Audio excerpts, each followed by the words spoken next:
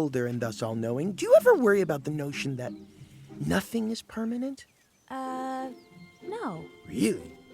Hi everyone, Vegas from Critic here. Jeff Ricky Howard here to review Frozen 2 with the voice talents of Idina Menzel, Kristen, Josh Gad from Walt Disney Animation. The first Frozen worldwide phenomenon.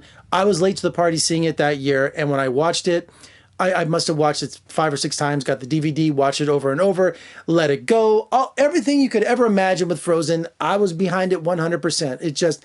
Because when you watch a movie's trailer like that, you think to yourself, oh gosh, a talking snowman and snow princess and all that. I just like, it's not for me. It was for me. It was for everybody. So Frozen 2, high expectations and couldn't wait to see it. Lots of problems with this movie. Lots of problems. First, let's talk about the music. Okay, we must have, what, 10 videos in this movie, and every time these characters go into their songs, it's these abstract Broadway-type songs, okay? And I'm not saying that's a bad thing. It's that it's just on overload, okay? It's just so...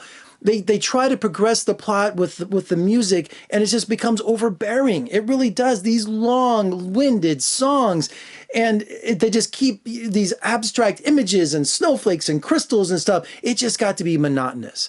Also, the storyline. It's some geopolitical... you've got this magic forest. You've got these two townspeople fighting each other. The people in the magic forest, and also the townspeople that Elsa rules over, and Anna, their little village. And so there's some sort of curse, and they're trying to figure out how to lift the curse. And to do that, it just becomes this geopolitical kind of plot line, and even becomes Force 10 from Navarone about destroying a dam. I mean, it just gets so... The movie is not fun. That's what I kept saying to myself, where is the fun in this movie? I didn't feel any kind of fun in this movie. It's something, just dumb it down.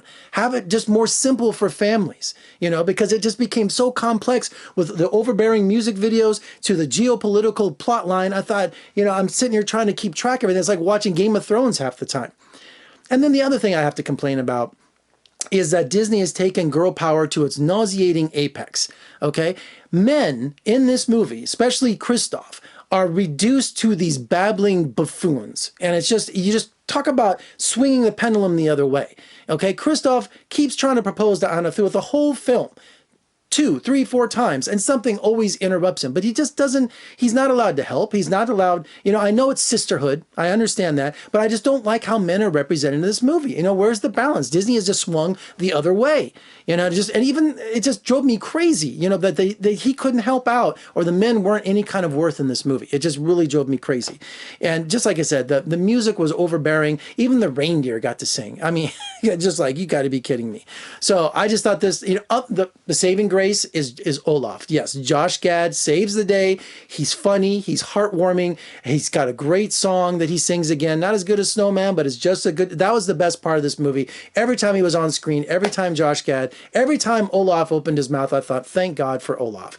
Other than that, I was bored. And not only that, I had to mention with his sisterhood, you know, because Elsa's this, you know, snow witch or whatever she is, you know, Anna just keeps running to her all the time. And I just thought, have some self-respect. You know, oh, where were you? I thought I was going to lose you. Where did you go? And Elsa's like, oh, I was doing my own thing. Calm down, mortal. I don't know. I didn't see that balance. I thought she should have more self-respect. You know, that drove me crazy, you know. So just lots of problems with this film. Now, here's the best part. Who cares what I think, right? On track doing $41 million.